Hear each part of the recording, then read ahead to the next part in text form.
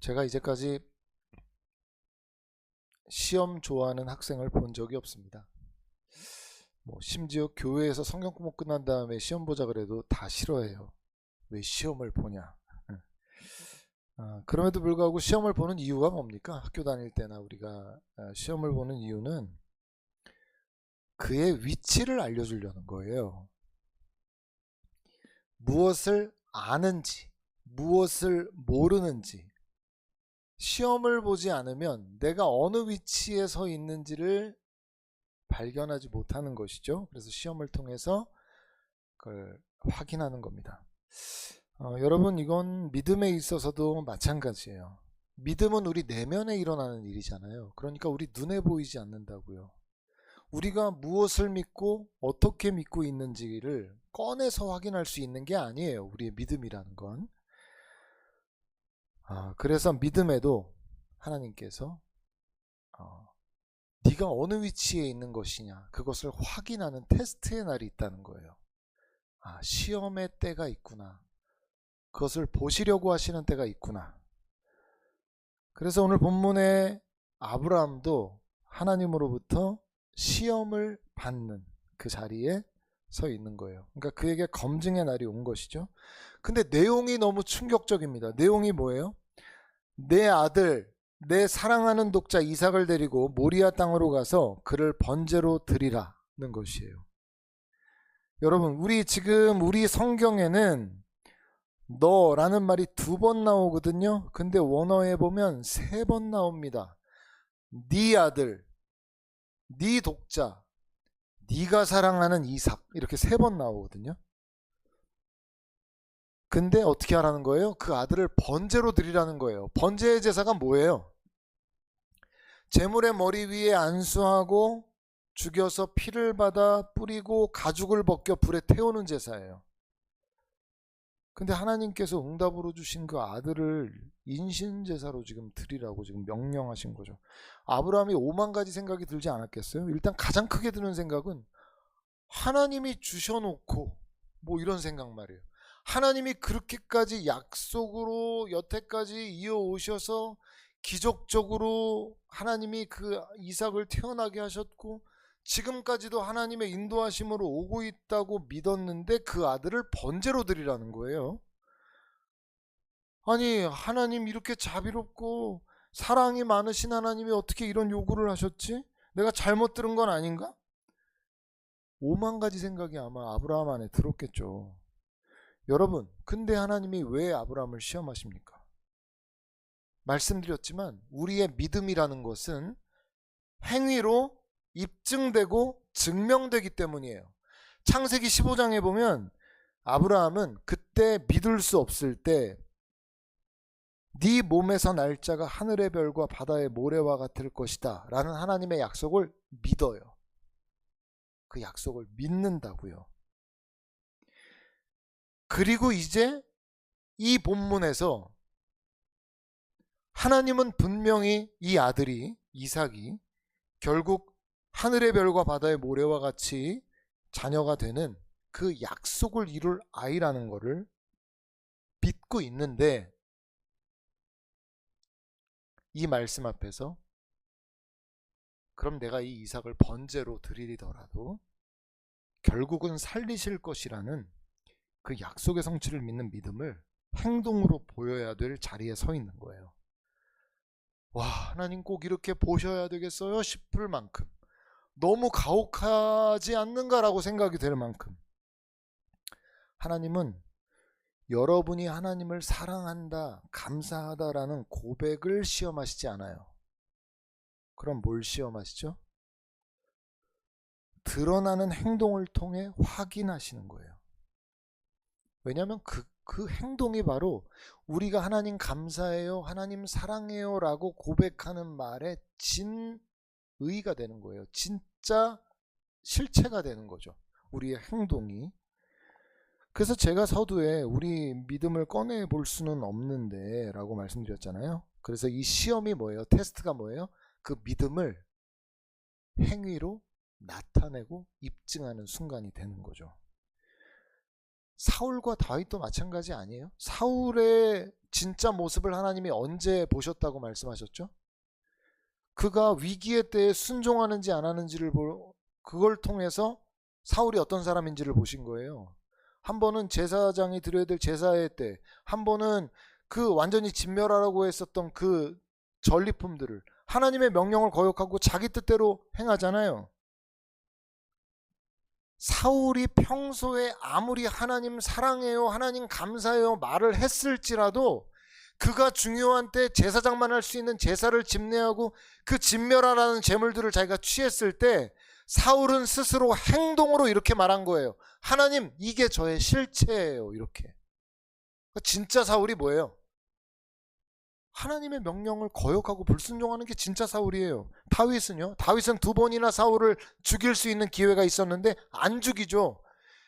안 죽이는 행위를 하고 있는 그 다윗이 진짜 다윗이에요. 어떤 다윗? 하나님, 저는 하나님이 부여하신 권위를 제 마음대로 하나님 이걸 무시하거나 거역하는 사람이 아닙니다라고 뭘로 증명한 거예요? 입술로 증명한 게 아니에요. 행동으로 증명한 거예요. 하나님이 10계명 제1계명에 뭐라고 말씀하세요? 너는 나 외에 다른 신들을 내게 두지 말라라고 말씀하죠. 나 외에는 직역하면 내 앞에예요. 너는 내 앞에. 그래서 이거를 확장하면 이렇게 해석할 수 있어요. 너와 나 사이에 아무것도 두지 마. 너와 나 사이에 아무것도 두지 마. 나는 너와 나 사이에는 너와 나만 있기를 원해 라고 말씀하시는 거예요. 이삭은요, 분명히 하나님께서 주신 약속의 자녀가 분명해요. 그러나 그 이삭이라도 아브라함에게 있어서 하나님보다 더 중요한 가치가 돼서는 안 돼요. 지금 이 시험은 그 부분을 명확히 하려는 거예요. 하나님 뭐라고 말씀하세요? 나 없는 이삭은 안 돼. 나를 통한 이삭은 가능할지 몰라도 그것을 너의 행위로 입증하라는 것이에요. 그래서 여러분, 하나님은 여러분이 얼마나 정기적으로 큐티를 하는지, 여러분의 기도 시간이 얼마나 늘었는지, 성경을 얼마나 깊이 읽고 있는지를 확인하기보다 뭘로 더 확인하시죠? 여러분이 소중히 여기는 대상 있잖아요. 세상에서.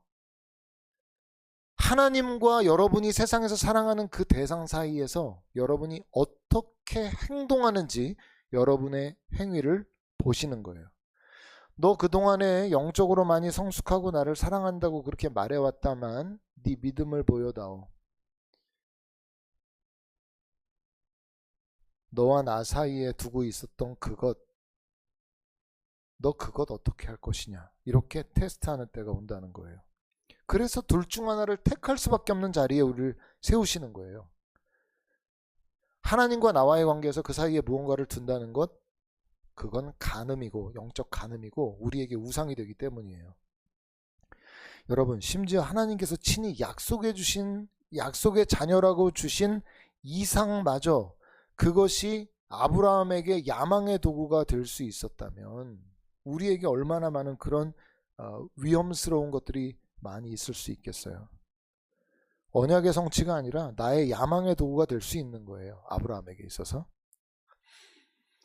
이 명령을 받은 아브라함은 그의 반응을 보면, 여러분, 저는 그 이후에 아브라함을 보면 마치 기계 같다는 느낌을 받을 정도예요.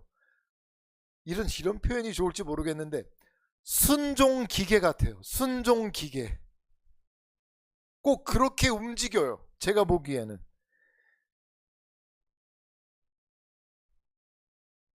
그래서 마치 저는 뭐 기계뿐만 아니라 명령에 절대 복종하는 어떤 군인의 모습, 폭주기관차가 막 그냥 내달리듯이 하나님의 명령을 향해서만 달려가는 그의 모습을 보게 되거든요. 마치 우리 지난주에 마리아의 고백처럼 이번에는 이 본문에서는 아브라함이 하나님, 제가 하나님을 진정 얼마나 경외하고 하나님의 뜻에 복종하는지 이제 제가 보여드릴 차례입니다 라고 하는 것 같아 보여요. 그래서 지금 아브라함이 이제부터 보여주는 이 모습은 마치 우리에게 순종이란 이런 것이다 라고 순종의 정석을 보여주고 있는 것 같아요. 제일 처음에 어떻게 하죠? 이 명령을 딱 받아요. 그 다음에 어떻게 했다 그래요? 3절 보면 어떻게 나오죠? 3절 말씀 같이 한번 읽어볼게요. 시작. 아브라함이 아침에 일찍이 일어나 나귀의 안장을 지우고 두 종과 그의 아들 이삭을 데리고 번제에 쓸 나무를 쪼개어 가지고 떠나 하나님이 자기에게 일러주신 곳으로 가더니, 여러분, 그 아브라함이, 명령을 받은 아브라함이, 아들을 번제로 바치라는 그 명령을 받은 아브라함이 아침에 일찍이 일어나 번제에 쓸 나무와 종들 이삭을 데리고 떠나요. 여러분, 좀 더 기도해 보면 하나님 혹시 다르게 얘기하실 수 있는 거 아닌가? 그리고 더 기도해 봤으면 좋겠다, 이런 마음은 안 들었겠어요? 여러분, 제 마음도 정리할 시간을 주셔야죠. 어떻게 바로 아들을 바치라 그래요? 이렇게 항의할 시간. 하나님 정말 인신제사를 원하시는 겁니까? 이런 마음이 있었을 수도 있고, 하나님 약속으로 준 자녀를 어떻게 이렇게 하십니까? 약속은 어떻게 되는 겁니까? 아무 말 없어요. 다음날 아침 일찍이 순종을 위해 떠나요. 그가 가장 먼저 우리에게 이렇게 가르쳐주고 있어요. 참된 순종은 지체하지 않는다. 지체는 불순종의 다른 이름일 수 있다라고 말하고 있어요. 그 다음에 아브라함의 반응을 보면 4절에 나와요. 4절 말씀 읽어볼게요. 시작. 제3일에 아브라함이 눈을 들어 그곳을 멀리 바라본지라. 여러분, 저는 참 이 4절이 가혹하기도 하다고 느껴져요. 왜냐하면 번제를 드릴 장소가 바로 집 앞이라면 그냥 딱 마음 먹고 그냥 딱 눈 감고 그냥 딱 이렇게 하면 될 것 같은데, 그 아들을 바칠 번제의 장소가 3일 길을 걸어가야 되는 길이에요.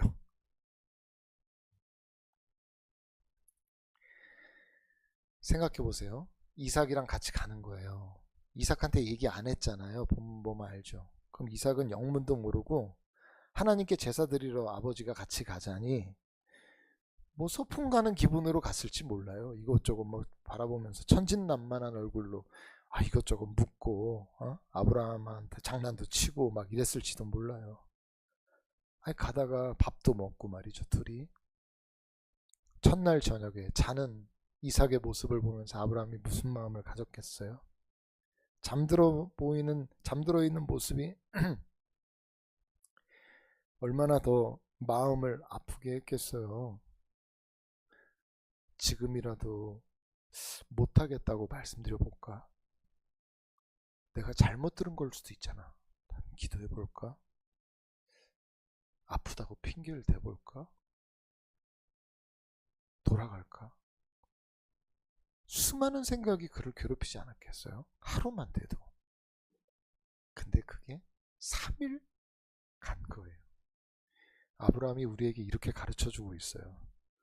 참된 순종은 충동적으로 하는 것이 아니라 지속적으로 하는 거라고 우리에게 말씀해주고 있어요. 자, 그 다음에 아브라함의 반응을 보면 5절에 나오거든요. 5절 말씀 같이 읽어볼게요. 시작. 이에 아브라함이 종들에게 이르되 너희는 나귀와 함께 여기서 기다리라. 내가 아이와 함께 저기 가서 예배하고 우리가 너희에게로 돌아오리라. 자, 이게 세 번째 우리에게 보여주는 순종의 모습인데요. 여기 뭐라고 나오죠? 너희는 나귀와 함께 여기서 기다리라. 제사하는 곳까지 데리고 가지 않아요. 왜요? 제가 만약에 아브라함이었다면은 종들을 내가 불순종할 도구로 사용할 만한 마음의 잔꾀가 일어났을지도 몰라요. 이러는 거죠. 이삭을 데리고 가는데 종들도 같이 데리고 가는 거예요. 그래서 이삭을 먹고 죽이려고 하는 거예요. 누가 말려요? 종들이 말리겠지. 왜 이러세요? 그러면 이제 나는 죽이려고 했는데 이 종들 때문에 이게 실패했네. 이 정도 잔꾀가 안 돌아갔겠냐고요. 네? 그러면 이제 뭐라고 이제 하나님, 종들이 막아 실패하고 말았습니다. 저의 연약함을 용서해 주십시오. 이번 순종은 실패입니다. 그런 잔꾀에 속으실 하나님이 아니라는 것쯤은 아브라함이 다 알고 있죠. 그런 방해 요소에 의해서 자기의 순종이 막히는 것을 지금 차단하고 있어요. 아브라함이 굉장히 적극적이죠. 이 순종에 대해서. 그리고 우리에게 가르쳐줘요. 이렇게 참된 순종은 모든 순종의 방해 요소를 차단해야 하는 것이다. 6절을 보면 그 다음 반응이 나옵니다. 같이 한번 읽어볼게요. 시작. 아브라함이 이에 번제나무를 가져다가 그의 아들 이삭에게 지우고 자기는 불과 칼을 손에 들고 두 사람이 동행하더니. 자,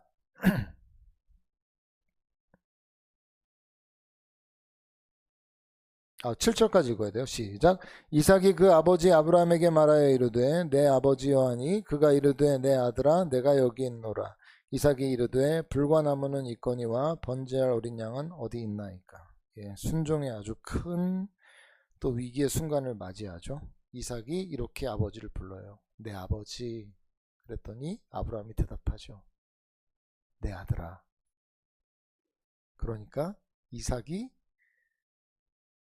아버지 이렇게 말해요. 아버지, 불과 나무는 여기 있는데 번제할 어린 양은 어디에 있어요? 라고 아들이 묻는 거죠. 아브라함이 감정을 붙잡고 있지 않았다면 눈물이 와락 쏟아져서 모든 일을 그르치고 말았을지도 몰라요. 아브라함이 그 이삭 앞에 제물로 드려야 될 이삭 앞에 이렇게 말하죠. 내 아들아, 번제할 어린 양은 하나님이 자기를 위해서 친히 준비하실 거야. 이렇게 말해요. 아브라함이 우리에게 가르쳐줍니다. 참된 순종은 감정에 휘둘려서 안 된다고 이렇게 말하죠. 9절이 최고의 위기입니다.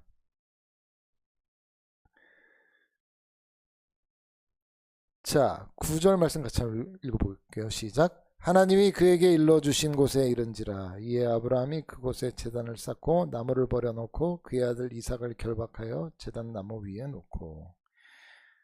자, 당시 아브라함의 나이가 대략 몇 살 정도 됐을 것 같냐면 대략 한 120세 가까웠을 거예요. 110 몇 세 됐을 거예요.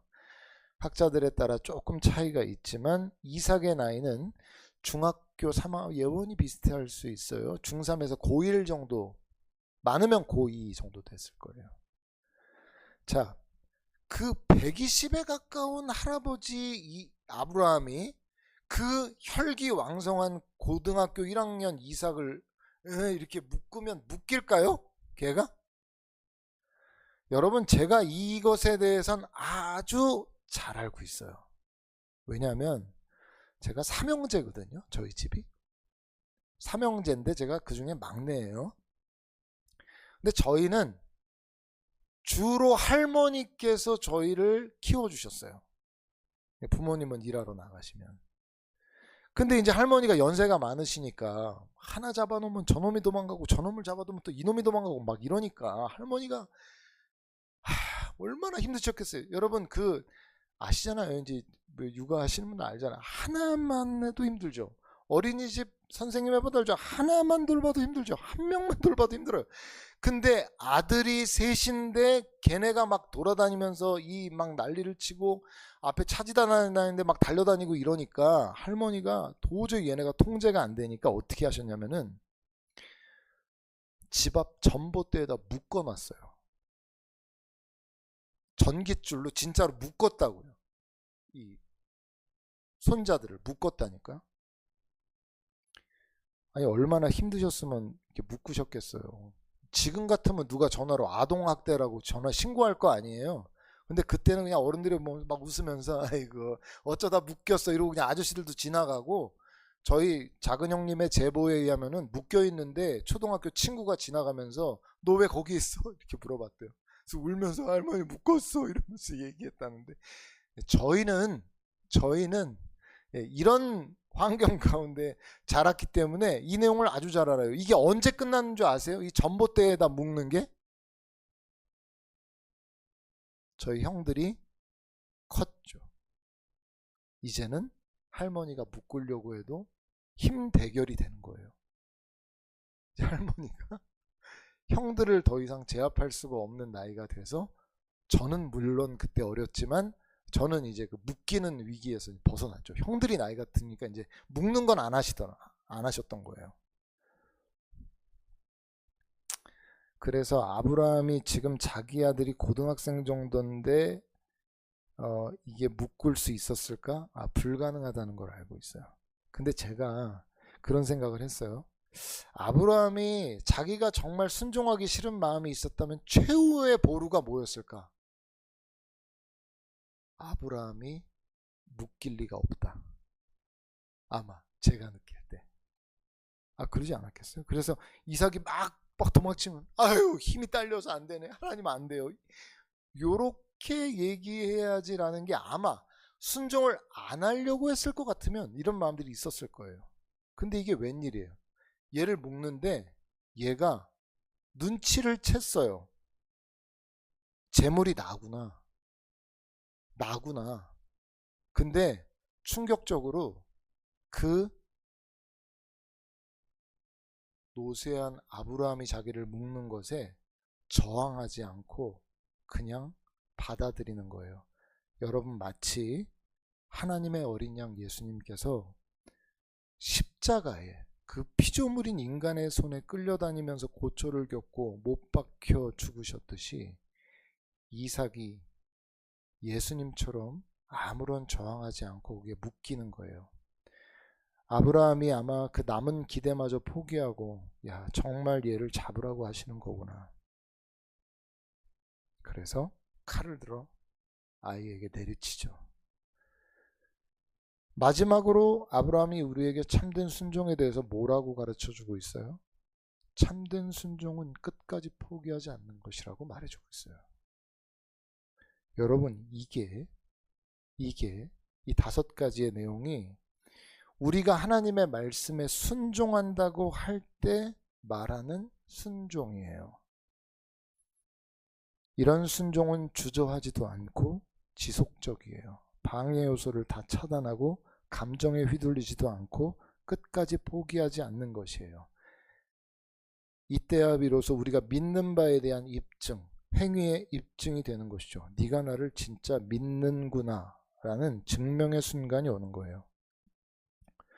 여러분 우리에게 어느새 우상이 된 것들, 하나님보다 더 사랑하는 것들에 대해서도 테스트하실 때 우리가 그 우상을 떠나는 순종, 버리는 순종은 지금 아브라함이 우리에게 보여준 모습 그대로 순종될 때 입증될 수 있다는 걸 여러분 기억해야 돼요.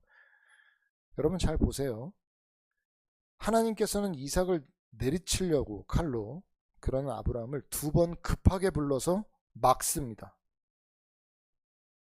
여러분 그 순간에 이삭이 죽죠. 안 죽었는데요. 여기서 아브라함의 아들 이삭은 죽는 거예요.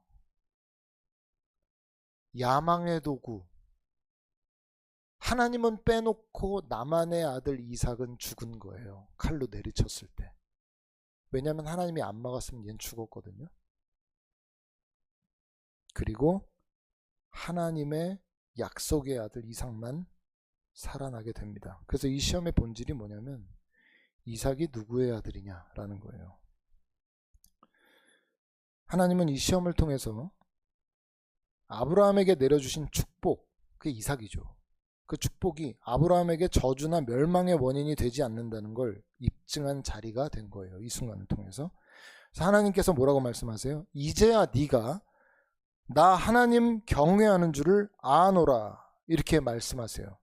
아니 그러고 아브라함이 딱 눈을 딱 들어보니까 그 말씀을 듣고 보니까 한 순양이 이 뿔이 수풀에 걸려가지고 있는 걸 발견해요. 그래서 결국 자기 아들을 대신해서 그 양을 번제로 하나님께 드립니다. 여러분 이 모리아가 장차 골고다의 그림자예요. 아브라함은 아들을 다시 얻고 양을 제사하지만 하나님께서는 그 아들 예수 그리스도를 제물로 내어주게 될 것이에요. 그래서 이 아브라함은 이 일이 왜 필요했을까? 하나님의 구속사, 이 언약에 있어서 언약의 계시에 아주 중요한 역할을 감당하게 된 거예요. 여러분, 하나님이 아브라함을 못 믿어서 이 일을 통과하게 하신 건 아니에요. 언약의 계시를 확고하게 세우시고 그를 믿음의 조상으로 세우기 위해서 이 사건을 허락한 거예요. 이게 본질이에요. 그래서 확증을 통해 주어지는 약속을 보면 언약의 성취들인 것을 우리가 알 수 있어요. 뭘 복으로 준다 그래요? 이걸 확인하신 다음에 내가 너한테 큰 복을 줄게 라고 약속하세요. 그 뒤에 보면 네 씨가 크게 번성하여 하늘의 별과 같고 바닷가의 모래와 같으리니 내 씨가 그 대적의 성문을 차지할 것이다. 또 내 씨로 말미암아 천하 만민이 복을 받으리니 이는 내가 나의 말을 준행하였음이라 라고 말씀하고 있어요. 여러분 잘 생각해 보세요. 여러분 이 약속 받았으면 좋았을까요? 아니 이 시험을 통과해서 아브라함아 내가 너에게 수명을 200년 연장해 줄게. 혹은 너에게 한 천조의 돈을 줄게. 이랬으면 현세에 막 그냥 더 마음껏 누리고 너 무병장수하게 해줄게 뭐 이러고 이러면 아브라함이 좋았을 거 아니에요. 근데 약속이 뭐냐면 하나님이 그래 내가 너 확인했어. 내가 너의 믿음을 보았어. 그러니까 너의 자손들이 계속해서 크리스천, 믿음 좋은 크리스천들이 되도록 3대, 4대, 5대, 10대, 100대까지 내가 네 자식들은 다 크리스천이 되게 해줄게. 물론 좋죠. 그 좋은 약속이에요. 좋은 약속인데 내 눈에 보이는 내 자식들까지야 좋다고 쳐요. 근데 저 멀리에 있는 내 그 밑에 애들, 그 밑에 자손들이 다 크리스천이 된다는 게 오늘 나에게 있어서 물론 여러분 너무 영적이고 여러분이 믿음이 좋아서 너무 좋은 일인데요 이럴 수도 있지만은 현세적으로 그게 나에게 무슨 그렇게 복이 되냐 이 말입니다. 그래요? 너무 좋아요? 그래요. 알았어요. 너무 좋아요. 너무 좋아요. 근데 잘 보세요. 영원의 관점에서 아브라함을 한번 보세요. 아브라함이란 인물에 대해서. 여러분 아브라함은 이 구속 역사에 있어서 믿음의 조상으로 아주 큰 축을 감당한 사람으로 쓰임받은 사람이에요. 예? 여러분 우리가 인간은 가치 중심적 존재이기 때문에 무가치를 못 견딘다고 제가 여러 번 말씀드렸죠. 그래서 천조의 돈을 준들 50년을 더 200년을 더 살게 한들 호의호식하며 더 긴 삶을 살든 그게 그렇게 그에게 의미가 이미 이때 아브라함 부자였어요 여러분. 네. 이때 족장 아브라함은 큰 거부였거든요. 좀 더 많은 재산을 받고 좀 더 많은 시간이 적고 더 큰 집을 지어 산들 얼마나 더 그가 대단히 더 행복해졌겠어요. 여러분 이 아브라함을 영혼의 관점에서 보면 우리가 천국에서 아브라함을 만난다면 어떻겠어요? 그는 이 구속 역사에 말씀드렸지만 정말 한 기둥이 된 인물이죠. 영원토록 빛날 거거든요. 아브라함은. 그가 이 땅에서 얼마 조금 더 가서 너한테 복을 줄게라는 이 복과 영원토록 빛나는 그 이름을 가진 아브라함과는 비교할 수가 없죠. 그를 통해 구속 역사가 그렇게 진행됐다는 것, 결국 예수 그리스도께서 오시는 그 일, 그 믿음의 조상이 되어서 결국 예수 그리스도께서 오시는 자리까지 자기가 역할을 감당한 사람으로 영원토록 그 이름을 갖는 것, 그 역할을 하는 것, 어떤 게 더 가치 있는 것이에요? 여러분, 여러분의 삶의 순간들을 한번 유심히 관찰해 보세요. 여러분이 실제로 참 보람된다. 참 너무 오늘 하루는 꽉 찬 것 같다. 참 의미 있다라고 여러분이 여기는 날이 어떤 날이에요? 여러분이 가진 재능, 인격, 재원, 여러분이 가진 모든 노력을 다해서 정말 유용하게 하나님의 손에 쓰임받은 것 같은 확신이 들 때 생각해 보세요. 예? 여러분이 점심시간에 잠깐 밥 먹으러 나갔다가 그냥 우연히 옆에 있는 사람하고 말을 하게 돼서 예수님 혹시 믿으세요? 라고 했는데 전혀 예수님을 들어본 적 없는 사람 예수님이 누군데요? 라고 해서 예수님이 우리 구원의 주가 되신다고 예수님 믿으시면 구원받는다고 그분이 당신을 위해 죽으셨고 부활하셨다고. 그분이 눈물을 흘리면서 너무 감사해요. 예수님을 전해주셔서 저 앞으로 교회에 나갈게요. 라고 해서 만약에 그 사람이 교회에 나갔다. 그런 사람이 한 명이 아니라 그날에 3명, 5명 됐다. 여러분, 그날 밤에 여러분이 잠들 때 말이에요. 여러분이 여러분에게 주어진 업무를 너무 잘해서 그 일로 말미암아 성과가 너무 좋아서 기쁜 기쁨도 크지만, 여러분이 그렇게 영혼들을 전도해서 만약에 3명, 5명의 영혼이 감격하면서 교회 나가겠다고 한다면 그날 밤에 얼마나 보람되겠어요? 우리가 실제로 정말 가치 있다고 여겨지는 일에 우리가 쓰임받을 때, 우리가 정말 그 자리에 서 있을 때 우리는 진정한 만족과 기쁨을 누리면서 살 수 있는 거예요. 내가 하나님의 기쁨이 됐구나. 하나님께 만족이 되었구나.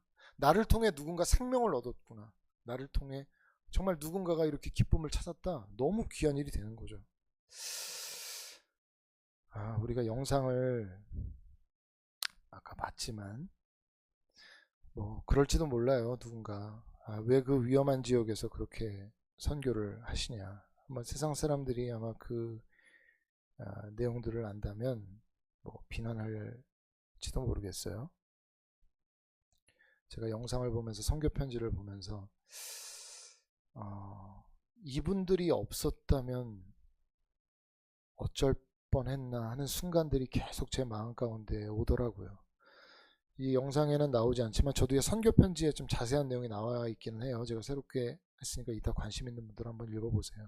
거기 보면 어떤 한 형제 이야기를 나누는데 사촌들이 일하는 곳에 그 형제도 이제 일하러 가려고 준비를 하고 일하러 가려고 했다가 어디를 들러서 글로 가려고 하는 순간에 폭격이 떨어져서 사촌들이 다 죽었어요. 가보니까 현장에 그들의 시체가 이제 있는 걸 발견하고 정신적으로 너무 큰 충격을 받아서 계속 덜덜덜덜 떨고 있었던 것 같아요. 센터에 나오는 친구예요, 이 형제가. 두려움에 사로잡혀서 그날 밤도 겨우 힘들게 잠을 들었는데 이 형제가 이야기를 한 거예요. 그 센터에 와서 선교사님한테